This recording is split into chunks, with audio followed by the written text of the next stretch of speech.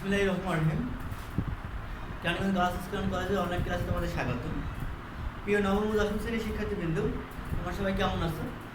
তোমরা সবাই ভালো আছো, সুস্থ আছো? আজকে আমি তোমাদের ভূগোল ও পরিবেশ বিষয়ে 11 অধ্যায় বাংলাদেশের সম্পদ ও শিল্প নিয়ে আলোচনা করব। বাংলাদেশের সম্পদ ও শিল্প, বাংলাদেশের সম্পদ ও শিল্প কি? একটি দেশের অর্থনৈতিক ও সামাজিক উন্নয়নে নির্ভর করে সম্পদ ও শিল্পের উপর। একটা দেশের সামাজিক ও অর্থনৈতিক উন্নয়ন নির্ভর করে শিল্পের উপর। প্রাকৃতিক সম্পদকে সরাসরি বা অন্যান্য সম্পদকে কাজে লাগিয়ে প্রয়োজনীয় দ্রব্য সামগ্রী উৎপাদন করে তার ব্যবহার, প্রাকৃতিক সম্পদকে কাজে লাগিয়ে বা অন্যান্য সম্পদকে কাজে লাগিয়ে নিজেদের ব্যবহার উপযোগী দ্রব্য তৈরি করা হয়। কৃষিজ বনজ সম্পদ, কৃষিজ বনজ সম্পদ, খনিজ তেল, প্রাকৃতিক গ্যাস, কয়লা বাংলাদেশের গুরুত্বপূর্ণ সম্পদ। উন্নয়নশীল দেশ হিসাবে এ দেশের শিল্পের গুরুত্ব অপরিসীম। পোশাক শিল্প বাংলাদেশের অর্থনৈতিক উন্নয়নে যথেষ্ট অবদান রেখেছে। কৃষি পণ্য, কৃষি বাংলাদেশের অর্থনৈতিক গুরুত্বপূর্ণ ভূমিকা পালন করে। কী কী কৃষি পণ্য আছে বাংলাদেশে দেখো। লাভজনক, টেকসই, পরিবেশ বান্ধব কৃষি ব্যবস্থা একটি দেশের উন্নয়নের অত্যন্ত গুরুত্বপূর্ণ। বাংলাদেশের অর্থনৈতিক সমীক্ষা 2014 অনুযায়ী 2012 অর্থ বছরে জিডিপিতে সার্বিক কৃষিখাতের অবদান ছিল 13%। অর্থাৎ 2014 সালের সমীক্ষা অনুযায়ী 2012 অর্থ বছরে জিডিপির পরিমাণ ছিল 13%। এদেশের শ্রম শক্তির মোট 47.5% কৃষিখাতে নিয়োজিত। এদের যে শ্রম শক্তি আছে তার শতকরা 47.5%, 47.5% প্রায় এই কৃষিখাতের সাথে জড়িত। খাতে প্রধান রপ্তানি পণ্য হচ্ছে হিমালয় খাদ্য, কাঁচা পাট, পাটজাত দ্রব্য, চা প্রভৃতি। বাংলাদেশের কৃষিজ ফসল ধান, গম, ডাল, তেলবীজ, ভুট্টা, আলু, সবজি, ফলমূল ইত্যাদি। অর্থকরী ফসল পাট, চা, ইক্ষু, তুলা, তামাক ইত্যাদি। খাদ্যশস্য, কী কী খাদ্যশস্য বাংলাদেশে উৎপন্ন হয়? ধান। বাংলাদেশের খাদ্যশস্যের মধ্যে ধানই প্রধান। এদেশের আউশ, আমন, বোরো প্রভৃতি ধরনের ধান চাষ হয়। বাংলাদেশের সকল জেলায় ধান উৎপাদিত হয়। রংপুর, কুমিল্লা, সিলেট, যশোর, কিশোরগঞ্জ, রাজশাহী, বরিশাল, ময়মনসিংহ, বগুড়া, দিনাজপুর, ঢাকা, নোয়াখালী প্রভৃতি অঞ্চলে ধান চাষ বেশি হয়। তবে রংপুর, আমন ও সিলেটে বোরো ধান বেশি হয়। এবং ধান চাষের জন্য কত ডিগ্রি সেলসিয়াস তাপমাত্রা এবং কত ডিগ্রি সেন্টিমিটার বৃষ্টিপাত প্রয়োজন? ধান চাষের জন্য 16 থেকে 20 সেন্টিমিটার তাপমাত্রা এবং 100 থেকে 200 সেন্টিমিটার বৃষ্টি প্রবণ এলাকায় ধান চাষ ভালো হয়। 16 থেকে 30 এবং 100 থেকে 200 সেন্টিমিটার বৃষ্টিপাত। নদী অববাহিকার পলিমাটিতে ধান চাষের বেশি উপযোগী। এজন্য বাংলাদেশের সর্বত্র ধান চাষ ভালো হয়। গম কোথায় কোথায় চাষ ভালো হয় দেখো। বর্তমানে খাদ্যশস্যের প্রয়োজনীয়তা বাংলাদেশের প্রায় সব অঞ্চলেই গম চাষ হয়ে থাকে। তবে উত্তর অঞ্চলের জেলাগুলিতে গম চাষের জন্য বিশেষ উপযোগী। দিনাজপুর, রংপুর, পাবনা, রাজশাহী, কুষ্টিয়া, যশোর, বগুড়া প্রভৃতি অঞ্চলে গম চাষ ভালো হয়ে থাকে। সাধারণত গম চাষের জন্য 16 থেকে 22 ডিগ্রি সেলসিয়াস তাপমাত্রা এবং 50 থেকে 75 সেন্টিমিটার বৃষ্টিপাত প্রয়োজন। বাংলাদেশের উর্বর দোআঁশ মাটি গম চাষের জন্য বিশেষ সহায়ক।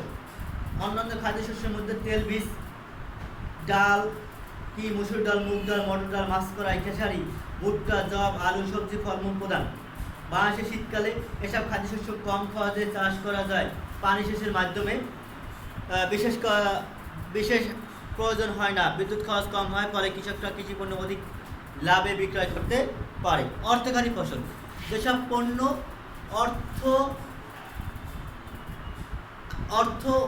অর্থের জন্য উৎপাদন করা থাকে, অর্থাৎ বিক্রয়ের জন্য উৎপাদন করা থাকে তাদেরকে অর্থকারী ফসল হয়। যে সকল পণ্য সরাসরি বিক্রির জন্য চাষ করা হয় তাকে অর্থকারী ফসল বলা হয়। কি? পাট বাংলাদেশের প্রধান অর্থকারী ফসল। বাংলাদেশে সাধারণত 2 প্রকার পাট চাষ হয়, দেশি পাট এবং তোষা পাট। রংপুর, ময়মনসিংহ, ফরিদপুর, কুমিল্লা, যশোর, ঢাকা, কুষ্টিয়া, জামালপুর, টাঙ্গাইল, পাবনা জেলায় পাট চাষ ভালো হয়। উষ্ণ অঞ্চলে একটি ফসল, উষ্ণ অঞ্চলে একটি বেশি চাষ হয়। পাট চাষের জন্য অধিক তাপমাত্রা 20 থেকে 35 ডিগ্রি সেলসিয়াস তাপমাত্রা এবং প্রচুর বৃষ্টিপাত 150 থেকে 250 সেন্টিমিটার বৃষ্টিপাত প্রয়োজন হয়। নদীর অববাহিকায় পলিযুক্ত দোআঁশ মাটিতে পাট চাষ বিশেষভাবে উল্লেখযোগ্য। ইক্ষু, চিনি, গুড় উৎপাদনের জন্য ইক্ষু বাংলাদেশের গুরুত্বপূর্ণ ফসল। ইক্ষু চাষের জন্য সমতল ভূমিতে প্রয়োজন হয়। রাজশাহী, রংপুর, দিনাজপুর, পাবনা, কুষ্টিয়া, ফরিদপুর, ঢাকা, যশোর, ময়মনসিংহ ইক্ষু চাষের জন্য প্রধান অঞ্চল। ইক্ষু উৎপাদনের জন্য 19 ডিগ্রি থেকে 30 ডিগ্রি সেলসিয়াস তাপমাত্রা, কমপক্ষে 150 সেন্টিমিটার বৃষ্টিপাত প্রয়োজন হয়। বেলে দোআঁশ, কর্দময় দোআঁশ মাটিতে ইক্ষু চাষ ভালো হয়ে থাকে। টি বা চা, বাংলাদেশের অর্থকারী ফসলের মধ্যে চা অন্যতম। দেশের উৎপাদিত চা প্রায় বেশিরভাগই বিদেশি রপ্তানি হয়। দেশের চাহিদা মিটিয়ে করে বেশিরভাগই চা বিদেশে রপ্তানি করা হয়। পানি নিষ্কাশনের ডালু জমিতে চা চাষ ভালো হয়, এজন্য পাহাড়ি এলাকায় চা চাষ ভালো হয়। মৌলভীবাজার, হবিগঞ্জ, সিলেট জেলায় সবচেয়ে বেশি চা বাগান রয়েছে। এছাড়া চট্টগ্রাম, রাঙ্গামাটি, খাগড়াছড়ি, বান্দরবান, ঠাকুরগাঁও, পঞ্চগড়ে চা চাষ হচ্ছে। চা চাষের জন্য আর্দ্র ও উষ্ণ জলবায়ু প্রয়োজন। 16 থেকে 17 ডিগ্রি সেলসিয়াস তাপমাত্রা প্রয়োজন। 250 সেন্টিমিটার বৃষ্টিপাত প্রয়োজন। লৌহ, উর্বর লৌহ ও জৈব মিশ্রিত দোআঁশ মাটিতে চা চাষ ভালো হয়। কৃষি ফসলের প্রাকৃতিক নিয়ামক ছাড়াও মূলধন, শ্রমিক, পরিবহন, বাজার প্রভৃতি নিয়ামক এর সম্প্রসারণ উৎপাদনের উপর প্রভাব ফেলে। সরকারি সহযোগিতা, প্রাকৃতিক পরিবেশের সমন্বয়ে কৃষি সম্প্রসারণ সম্ভব হয়। শস্য বহুমুখীকরণটা কি? বাংলাদেশের শীতকালে প্রধানত রবি শস্য চাষের জন্য বিশেষ উপযোগী। বাংলাদেশের শীতকালে রবি শস্য চাষের জন্য বিশেষ উপযোগী। এক্ষেত্রে বিভিন্ন অঞ্চলে প্রায় একই ধরনের শস্য চাষ করা হয়। এর ফলে কৃষক শস্যের মূল্য কম পায়। একই জমিতে শস্য চাষ মাটির পুষ্টিকে ক্ষতিগ্রস্ত করে। পাশাপাশি বহু ধরনের শস্য চাষ উচ্চ মূল্য প্রাপ্তি কৃষককে উপকৃত করে। বিভিন্ন শস্য গাছের অংশ নানা ধরনের জৈব মাটিতে যোগ করে মাটির পুষ্টির ঘাটতি রোধ করা যায়। ফলে অত্যাধিক সার ব্যবহার করতে হয় না। ফলে অধিক পরিমাণ সার ব্যবহার করা প্রয়োজন হয় না। এভাবে কৃষক বহুমুখী শস্য চাষ করে নিজে এবং পরিবেশকে উপকৃত করে। এরপর দেখো, এরপর যে বাংলাদেশের বন অঞ্চল, বনভূমি থেকে যেসব সম্পদ উৎপাদিত হয় তাকে বনজ সম্পদ বলা হয়। বাংলাদেশে বনভূমি থেকে যেসব সম্পদ উৎপাদন করা হয়, যেসব সম্পদ পাওয়া যায় তাকে বনজ সম্পদ বলা হয়। কোনো দেশের পারস্পরিক ভারসাম্য ও অর্থনৈতিক উন্নয়নের জন্য মোট ভূমি শতকরা 25% বনভূমি থাকা প্রয়োজন। কিন্তু 2016 সালের হিসাব অনুযায়ী বাংলাদেশের বনভূমির পরিমাণ ছিল 17.62%। জলবায়ু ও মাটির গুণাগুণের তারতম্যের কারণে বাংলাদেশের বনভূমিকে 3 শ্রেণীতে ভাগ করা হয়। 1 ক্রান্তীয় চিরহরিৎ এবং পাতাঝরা গাছের বনভূমি, 2 ক্রান্তীয় পাতাঝরা গাছের বনভূমি, 3 স্রোতজ বনভূমি বা সুন্দরবন। এখন ক্রান্তীয় ও পাতাঝরা গাছের বনভূমি বাংলাদেশের খাগড়াছড়ি, রাঙ্গামাটি, বান্দরবান প্রায় সব অংশে এবং চট্টগ্রাম, সিলেট অঞ্চলের কিছু অংশে এই বনভূমি বিস্তৃত।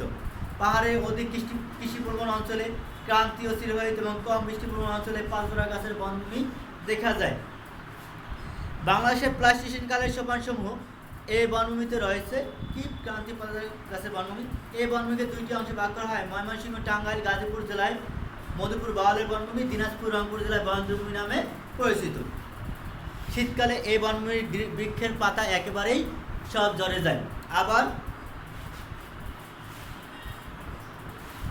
আবার গ্রীষ্মকালে নতুন পাতা গজায়। স্রোতজ বনভূমি বা সুন্দরবন।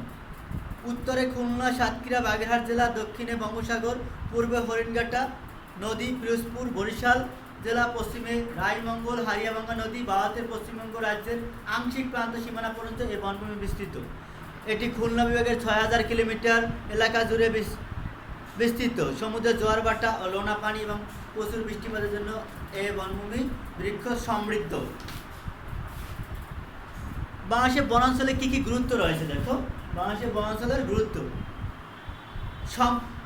বনজ সম্পদ দেশের অর্থনৈতিক গুরুত্বপূর্ণ ভূমিকা রাখে। বাংলাদেশের বনজ সম্পদের পরিমাণ সীমিত, দিন দিন কমে যাচ্ছে। অর্থনৈতিক উন্নয়ন ও প্রাকৃতিক পরিবেশের ভারসাম্য রক্ষায় বনভূমির গুরুত্ব অপরিসীম। প্রাকৃতিক গুরুত্ব কী কী? দেখো, জীববৈচিত্র্য রক্ষা, ভূমি ক্ষয়রোধ, ভূমিধস রক্ষা, বৃষ্টিপাত বৃদ্ধি, আবহাওয়া আর্দ্র রাখা, বন্যা নিয়ন্ত্রণে বনভূমি গুরুত্বপূর্ণ ভূমিকা পালন করে। পর্যটন শিল্পের সম্ভাবনা। সুন্দরবন ও পার্বত্য চট্টগ্রাম পর্যটন শিল্পের অপর সম্ভাবনাময় স্থান।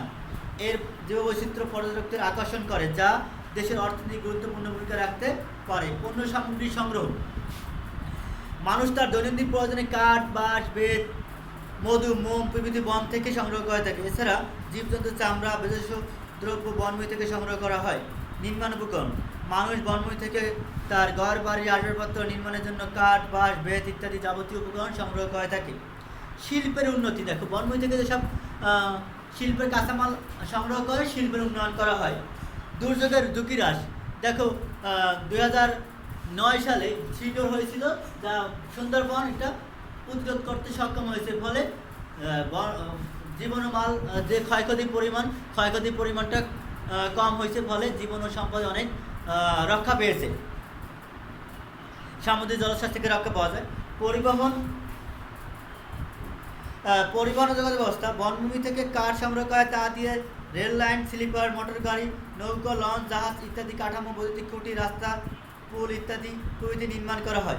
সরকারের আয়ের উৎস, সরকার বনভূমি থেকে বিভিন্ন কাঠ সংগ্রহ করে, বিভিন্ন জীবজন্তুর শিং, জীবজন্তুর চামড়া সংগ্রহ করে সরকার আয় করে থাকে। কৃষি উন্নয়ন, বনভূমি থেকে বনভূমি আবহাওয়াকে আর্দ্র রাখে, ফলে প্রচুর বৃষ্টিপাত ঘটে, যা কৃষি উন্নয়ন সহায়ক।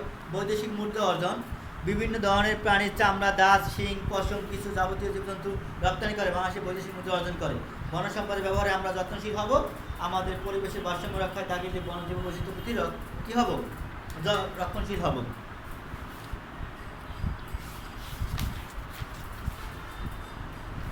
এরপর দেখো বাংলাদেশের খনিজ তেল, প্রাকৃতিক গ্যাস, কয়লা এবং কঠিন শিলা। প্রাকৃতিক সম্পদের মধ্যে খনিজ সম্পদ হিসেবে খনিজ তেল, প্রাকৃতিক গ্যাস, কয়লা, কঠিন শিলা গুরুত্ব। দেশের এই খনিজ সম্পদের অনুসন্ধানের, উৎপাদন ও বিতরণের মধ্যে সমন্বয় আনয়ন দেশের অর্থনৈতিক উন্নয়ন সম্ভব। খনিজ তেল, বাংলাদেশের উপকূল অঞ্চলে খনিজ তেল আছে বলে বিশেষজ্ঞরা মনে করেন। বাংলাদেশের উপকূলীয় যে এলাকা, পটুয়াখালী, কুয়াকাটা, কক্সবাজার উপকূলীয় এলাকায় যে অঞ্চলগুলো আছে, বলা প্রাকৃতিক গ্যাস বা প্রাকৃতিক খনিজ তেল আছে বলে বিজ্ঞানীরা বা গবেষকরা ধারণা করেন। 1986 সালে সিলেট জেলায় হরিরামপুরে প্রাকৃতিক গ্যাসের 7ম কূপে তেলের সন্ধান পাওয়া যায়।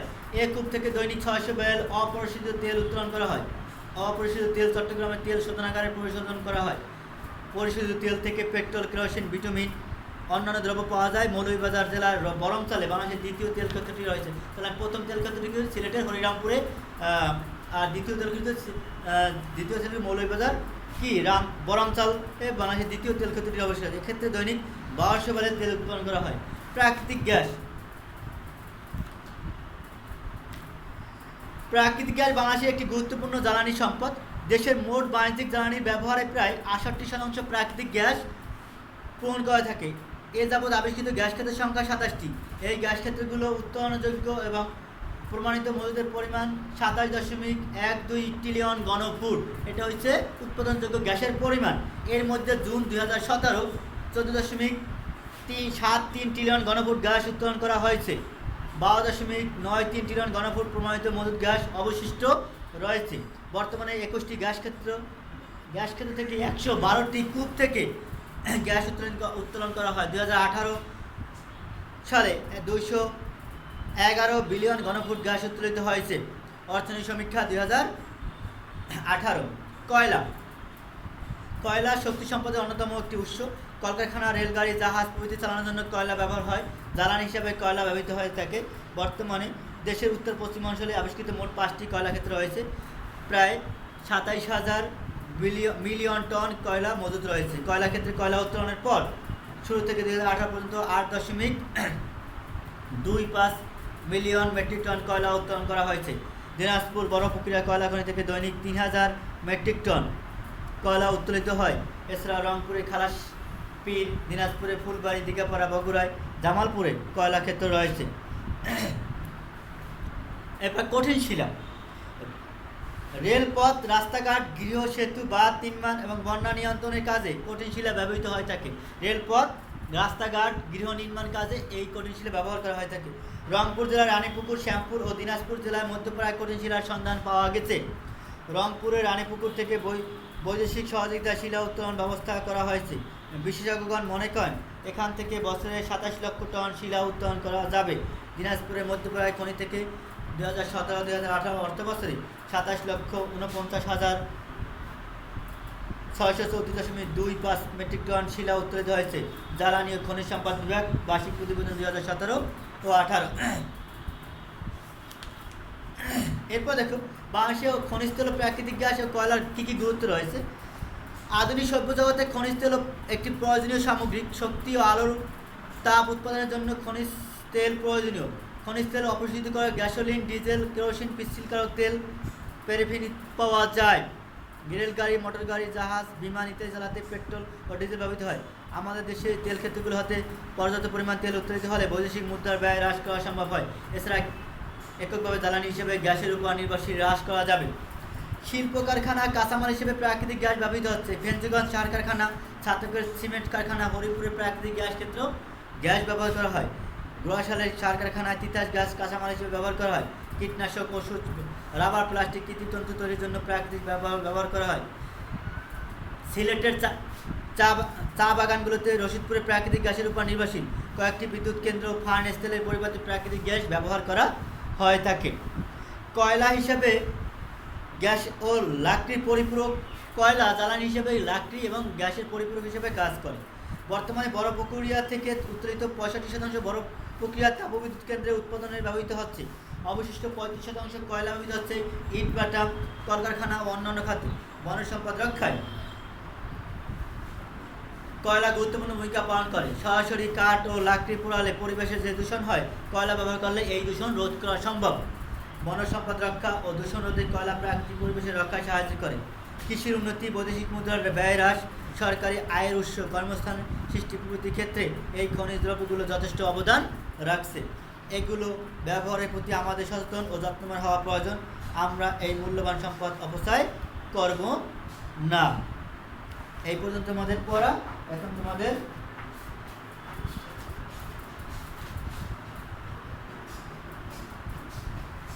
বাড়িতে আমি বাড়ির কাজ দিয়ে রাখি। বাড়ির কাজ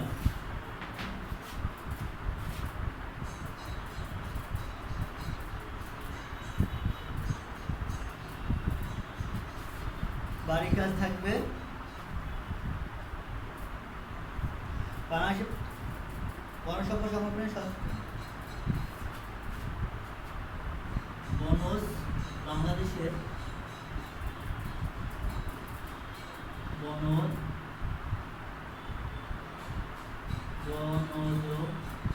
সম্পদ সংরক্ষণে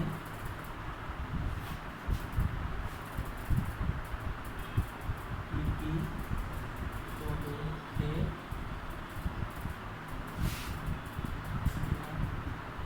নিতে পারে তুমি মনে করো?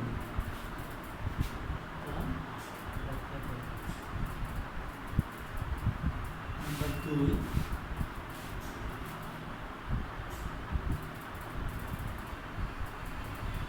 কয়লা ও খনিজের অবস্থা। বাংলাদেশের গতি কাকে বলে?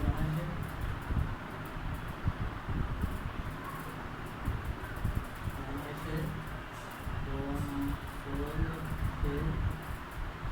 গুরুত্ব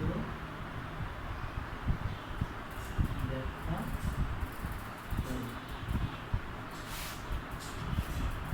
করে। খনিজ তেল বাংলাদেশের অর্থনীতিতে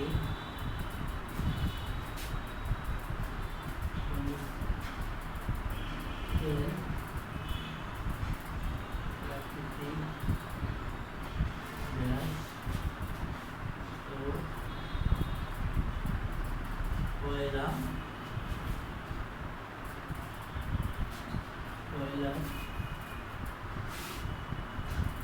গুরুত্ব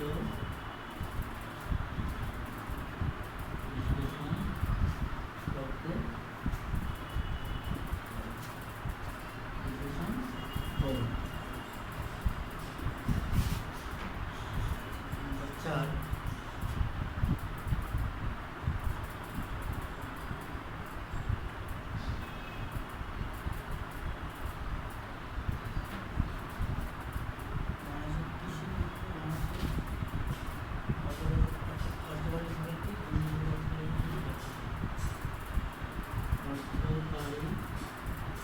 ফসল কি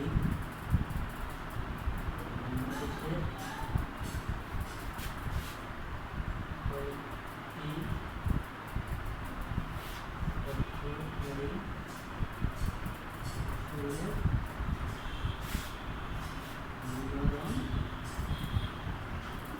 এই 4টে কোশ্চেন তোমাদের বাসায়, তো এই 4টে কোশ্চেন তোমরা বাসায় ভালো করে বাসায় পড়বে, তাহলে তোমরা দেখো আমরা যতটুকু পড়াইছি ততটুকু সম্পর্কে তোমাদের একটা ধারণা চলে আসবে।